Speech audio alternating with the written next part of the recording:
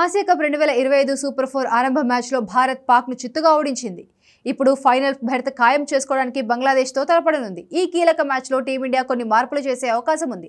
బంగ్లాదేశ్ బలహీనమైన జట్టు కావడం, గత మ్యాచ్లో బౌలర్లు, బ్యాటర్లు కొంత ఇబ్బంది పడడంతో దానికి తగ్గట్టుగా ఫైనల్ 11 కాంబినేషన్ సెట్ చేయనున్నారు. దీంతో బంగ్లాతో మ్యాచ్కు భారత తుది జట్టు ఎంపికపై ఆసక్తి నెలకొంది. భారీ మార్పులు చేయకున్నా కొన్ని వ్యూహాత్మక మార్పులకు ఛాన్స్ ఉంది. గత మ్యాచ్లో స్టార్ పేసర్ జస్ప్రీత్ బుమ్రా తన స్థాయికి తగ్గ ప్రదర్శన ఇవ్వలేకపోయాడు. పాకిస్తాన్పై 4 ఓవర్లలో 45 పరుగులు ఇచ్చి ఒక్క వికెట్ కూడా తీయలేదు. అలాగే 3 మ్యాచ్లలో 11 ఓవర్లలో 92 పరుగులు ఇచ్చి కేవలం 3 వికెట్లు మాత్రమే తీశాడు. దీంతో బుమ్రా స్థానంలో టీమిండియా నెంబర్ 1 టీ20 బౌలర్ అయిన హర్షదీప్ సింగ్ అవకాశం ఇస్తారని భావించారు. పైగా వర్క్లోడ్ మేనేజ్మెంట్ ను పాటిస్తే కూడా బంగ్లాపై బుమ్రా అవసరం లేదని చెప్పాలి. హర్షదీప్ ను బెంచ్ కి పరిమితం చేయడం కరెక్ట్ కాదని పలువురు అభిప్రాయపడుతున్నారు. అలాగే wicket keeper, batter Sanju Samson batting లో ఇబ్బంది పడుతున్నాడు. పాకిస్తాన్ పై 17 బంతుల్లో కేవలం 13 పరుగులు మాత్రమే చేశాడు.